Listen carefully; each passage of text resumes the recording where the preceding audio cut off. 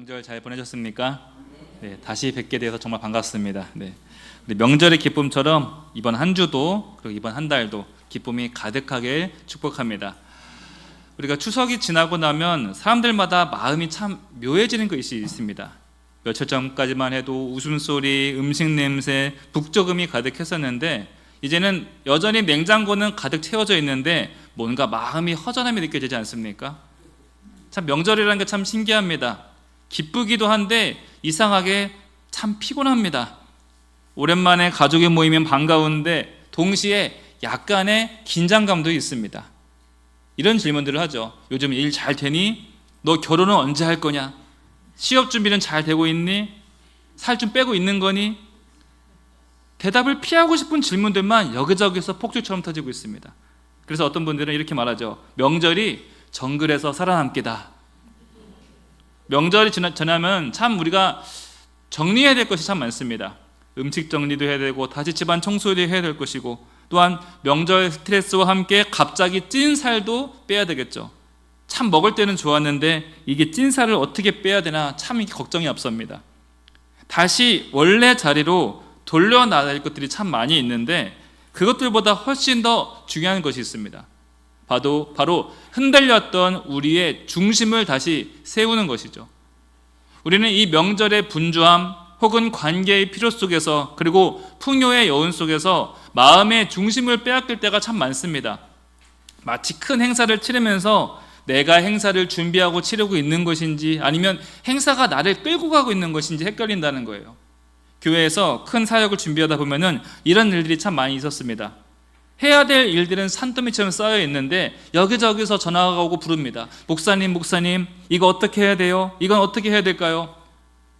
교회 사역이라면 본디 은혜로워야 되는데 은혜를 끼치고 사람을 살리는 목적으로 시작한 그 모든 것들이 나중에는 나를 집어삼키는 것 같은 그런 일들이 있다는 거예요.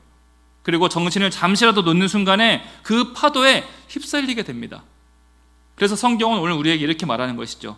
내가 여호와를 항상 내 앞에 모시며 그가 나의 오른쪽에 계심으로 내가 흔들리지 아니하리로다. 다윗은 인생의 광야에서 이 말씀을, 이 고백을 붙잡았습니다. 환경이 아니라 하나님이 내 중심이 될 때, 하나님을 나의 중심으로 삼을 때 흔들리던 나의 삶이 안정을 찾게 되어지고 평안이 회복된다는 사실을 그 인생 전체에서 깨닫게 되었다는 것이죠. 사랑하는 여러분, 명절이 끝나고 다시 일상으로 돌아가야 되는 우리에게 무엇보다 회복해야 될 것은 바로 마음의 중심입니다. 우리의 중심이 다시 하나님께로 향할 때 일상의 분주함은 다시 평온해질 것이고 다시 은혜의 자리로 바뀔 것입니다. 오늘 이 말씀을 통해서 다윗처럼 하나님을 내 앞에 모시는 삶이 무엇인가, 그리고 다윗이 고백한 그 복을 우리도 함께 나누어 보기를 소망합니다. 첫 번째로 우리는 하나님을 내 앞에 모셔야 됩니다. 함께 따라해 보겠습니다. 하나님을 내 앞에 모시자. 오늘 8절에서 다윗은 이렇게 고백합니다. 우리 8절 말씀 함께 읽어보겠습니다. 내가 여호와를 항상 내 앞에 모시며 그가 나의 오른쪽에 계심으로 내가 흔들리지 아니하리로다. 우리가 외워야 될 말씀이죠. 명절에 오랜만에 만나면 자연스럽게 내 이야기, 나의 이야기를 하게 됩니다. 내 근황을 말하고 내 자랑과 내 계획. 그런데 이야기를 하다 보면 어느새 대화의 중심이 나로 가득 차게 됩니다. 요즘 내가 이런 일로 잘 나가. 이번에 내가 이렇게 승진을 했어. 우리 아이가 이번에 대학을 좋은 데 들어갔고 취업을 좋은 데 했고 상도 받았어. 순간순간 자랑을 하게 되고 서로 비교하게 되면서 삶의 무게중심이 그 짧은 사이에 하나님에서 나로 순식간에 바뀌게 됩니다. 그렇게 며칠을 지나다 보면요, 신앙이 크게 흔들리게 된다는 거예요. 이게 참 신기합니다. 내가 일탈한 것도 아니고요, 어딘가 유혹에 빠진 것도 아닙니다. 그런데 이 신앙이라는 것이 삶의 위기가 와야 흔들리는 게 아니라는 거예요. 왜 그러냐면요, 여러분, 믿음이 무엇입니까? 믿음은 하나님을 바라보고 주님의 말씀을 듣는 겁니다. 이게 믿음의 전부죠. 그런데 순전히 내 이야기, 나 중심으로 며칠 살다 보면요, 금세 신앙이 흔들리게 된다는 거예요. 아담과 하와를 보세요. 그렇게 에덴 동산에서 행복하게 살아가다가 갑자기 위기가 온 게 아니었다는 거예요. 너를 생각해. 너도 할 수 있어. 이 사탄의 꾀임에 한순간에 모든 게 다 잃어버리게 됩니다. 나 중심, 내 자랑, 내 목적. 우리가 이러한 나 중심의 모습으로 대화를 하고 몇 날 며칠을 사람들과 만나다 보면요, 나중에는 내가 하나님 바라보고 있나? 이런 질문조차 잊어버리게 된다는 거예요. 성경은 수차례 말합니다. 내가 중심이 되면 반드시 넘어집니다. 반드시 무너집니다. 사울 왕이 그러했고, 기드온은 변절됐고, 솔로몬이 나라를 망치게 했습니다. 그래서 하나님께서는 오늘 우리에게 말씀하시는 거예요. 네가 누구 앞에 서 있는가? 그 만남과 그 관계와 그 선물들을 허락하신 분이 누구신가? 여러분, 우리가 홀로 서 있든 군중들에게 함께 속삭여 있든 늘 하나님 앞에 살아가시길 바랍니다. 그러기 위해서는요, 우리 삶에 반드시 여백이 있어야 됩니다. 우리 삶에 꽉 채울 것이 아니라 반드시 빈 공간이 있어야 된다는 거예요. 음악에도요, 쉼표가 있어야 좋은 음악이 됩니다. 그리고 그림도 여백이 있어야 작품이 되는 것처럼 우리 인생도 직업과 일상, 만남, 취미 다 좋죠. 그러나 반드시 여백을 두고 하나님 앞에 서는 시간, 그리고 하나님 앞에 내 삶의 중심을 잡는 시간을 반드시 마련해 두어야 된다는 거예요. 우리가 쉽게 생각해서 노는 시간, 일하는 시간 아깝다고 잠 안 자고 쉬지 않으면 어떻게 되겠습니까? 밥 먹는 시간 아깝다고 끼니를 대충 끼면 어떻게 되겠습니까? 결국 내가 아끼려 한 내 삶과 내 건강이 한순간에 무너지게 된다는 거예요. 요즘 젊은 친구들 주말에 잠을 안 잡니다. 왜 그러냐면 주말이 아까워서 밤새도록 놀고 마시고 깨어있죠. 그리고 그 다음날 오후 4시까지 자는 거예요. 그 소중한 하루를 아무 의미 없이 낭비하게 된다는 것이죠. 우리가 눈에 보이는 사람에게 치중하고 눈에 보이는 좋은 것들 따라가다가 우리에게 정작 구원과 생명을 주시는 하나님을 놓칠 수 있게 된다는 거예요. 여러분, 신앙이 성숙하다는 것은요, 사람들 앞에서도 하나님 앞에 서 있는 것처럼 살아가는 겁니다. 우리 삶이 아무리 복잡할지라도 차분히 기도할 수 있는 여유를 두는 것, 시급할수록 하나님을 먼저 찾는 여유를 갖는 것, 어떻게 이룰 수 있겠습니까? 여러분, 이게 바로 실력이죠. 이것이 바로 신앙의 성숙입니다. 이런 태도를 내 습관이 되도록 두셔야 된다는 거예요. 그러려면요, 코람데오라고 하죠. 늘 내 앞에 하나님이 서 계신다. 그리고 내가 하나님 앞에 늘 서 있다. 이 코람데오 인식을 항상 가지고 있어야 된다는 거예요. 여러분, 우리가 코람데오 신앙을 갖기 위해서는요, 언제든지 하나님이 내 삶을 경영하시도록, 내 인생의 운전대를 하나님께 언제든지 내어드릴 수 있도록 내 삶에 여백을 둘 줄 알아야 된다는 거예요. 여러분, 이것은 마치 어린아이가 아주 복잡한 1000피스짜리 퍼즐을 맞추는 것과 같습니다. 그런데 혼자 맞추려면 못하죠. 던져놓고 혼자 하라고 하면 낑낑대고 하다가 망치게 됩니다. 그런데 엄마 아빠와 함께 하자고 하면요, 신이 나서 합니다. 그리고 잘 안 돼도 걱정이 안 돼요. 왜 그렇죠? 엄마 아빠가 도와줄 걸 알기 때문에. 우리 인생도 그러합니다. 분주한 우리의 마음, 엉켜있던 여러 가지 관계들, 복잡한 생각들, 나 스스로 무슨 수로 해결하겠습니까? 그런데 하나님께 가지고 나와서 이 복잡한 퍼즐과 같은 우리 인생, 실타래처럼 엉켜져 있는 우리 인생을 하나님께 같이 나아온다면 하나님께서 함께 풀어주신다는 거예요. 이것이 바로 코람데오 인생입니다. 여러분, 다윗을 생각해 보세요. 그 인생 늘 흔들립니다. 사무엘상과 사무엘하를 읽어보면요, 정말 재밌어요. 왜 재밌는지 아세요? 다윗의 인생이 평안한 적이 한 번도 없거든요. 마치 재미난 스펙타클한 영화를 보는 것 같습니다.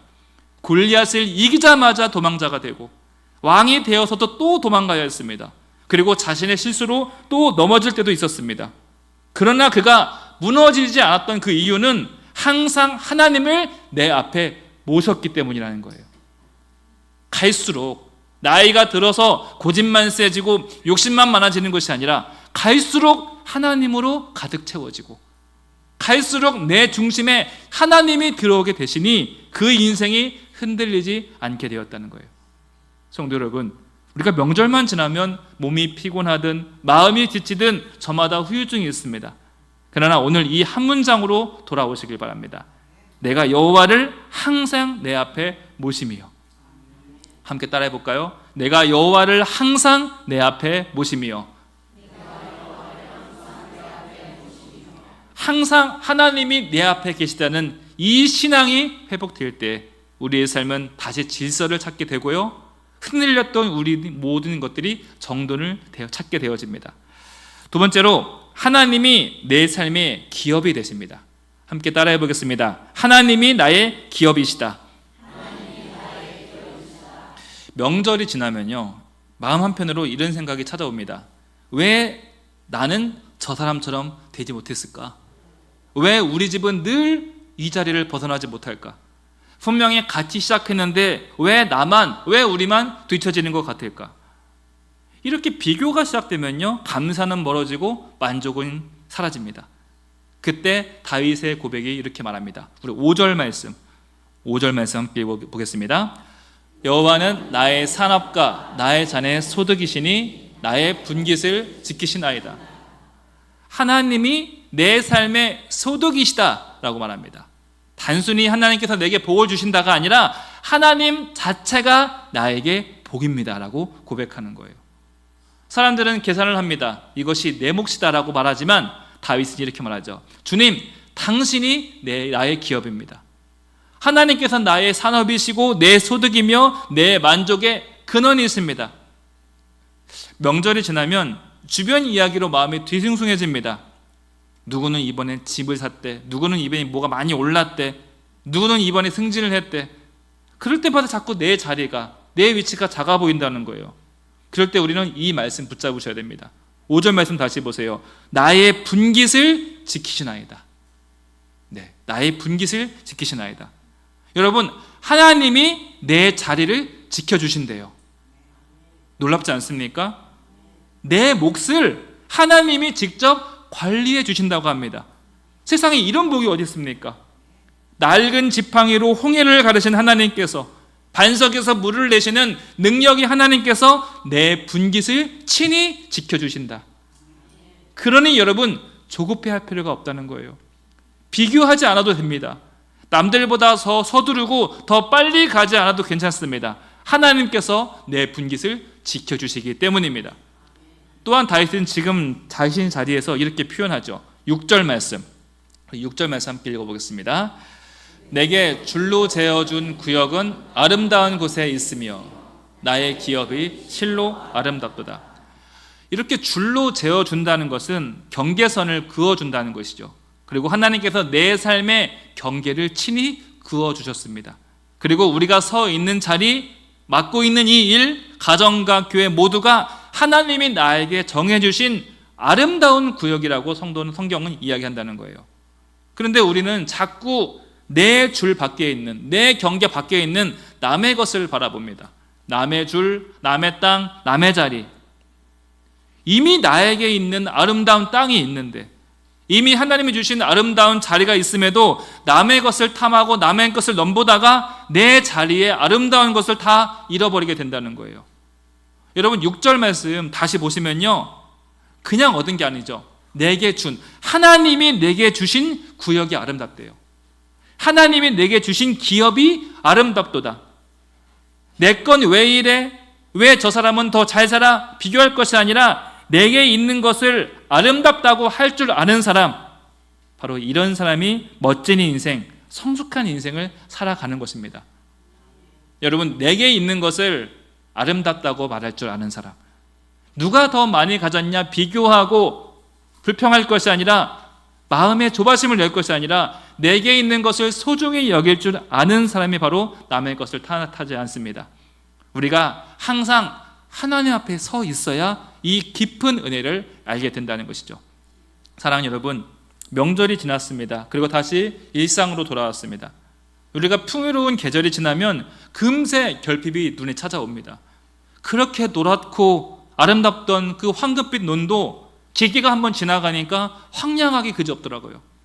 이제 곧 수많은 나무들의 모든 잎들이 다 떨어져서 초라해질 것입니다.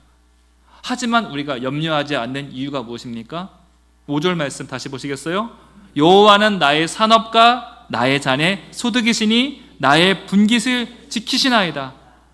하나님이 나의 산업이시기 때문에, 주님께서 나의 분깃을 친히 지키시기 때문에 우리에게 속한 것들은 이미 아름다운 것임을 믿으시길 바랍니다.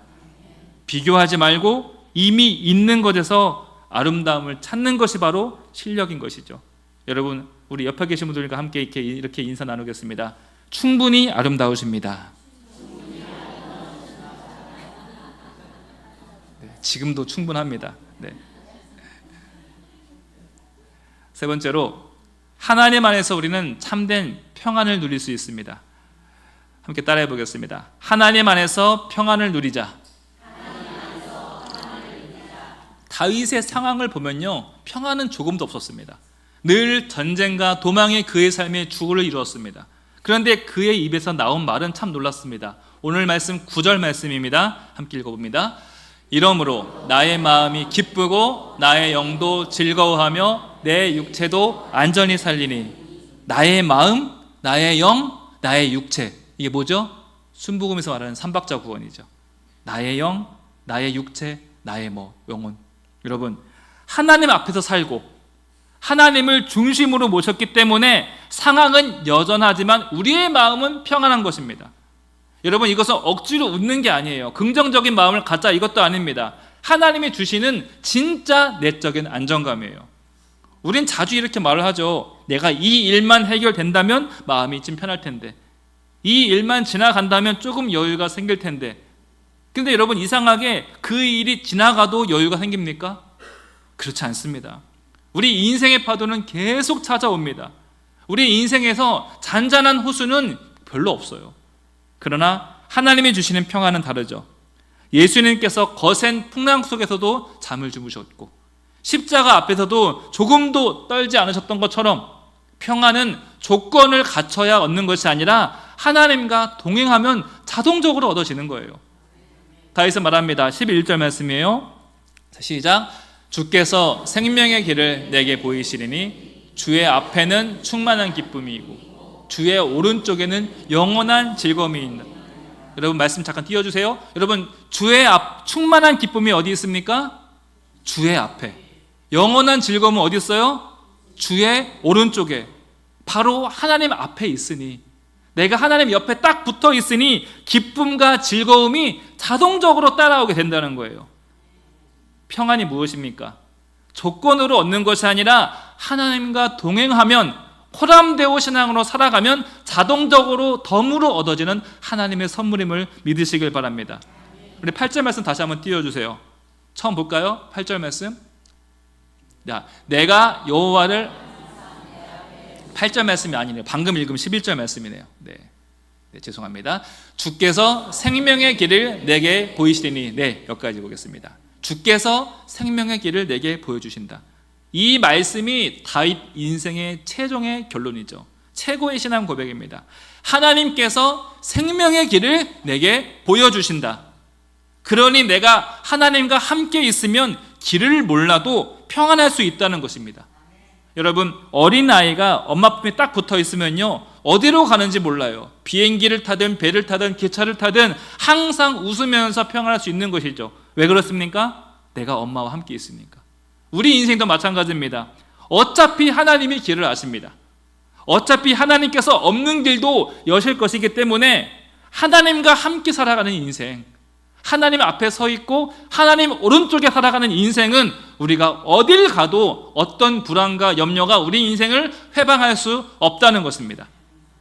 말씀했습니다. 긴 연휴가 지나고 풍요의 계절이 지나가고 있습니다. 그리고 우리는 다시 일상으로 돌아가고 있는 이때 우리가 회복해야 될 것은 다른 어떤 것이 아니라 마음의 중심을 잡으셔야 됩니다. 그리고 그 중심을 어떻게 잡습니까? 오늘 8절 말씀이죠. 내가 항상 여호와를 내 앞에 모심이요 그가 나의 오른쪽에 계심으로 내가 흔들리지 아니하리로다. 하나님 앞에 설 때 우리의 마음은 안정이 되고 우리의 모든 자리가 비교가 아니라 감사로 고백이 되어지고 그리고 우리의 길에는 평안이 열리게 된다는 것이죠. 바로 코람데오 신앙. 항상 하나님을 내 앞에 모시고 항상 하나님을 내 기업으로 삼으심으로 남은 한 해도 아름다운 하루하루로 채워지시길 주님의 이름으로 축복합니다. 이 시간 함께 말씀 기억하시면서 찬송 부르실 텐데, 내가 주인 삼은 모든 것 주님께 내려놓고 하나님께 나아가는 그런 복된 시간 되겠으면 좋겠습니다.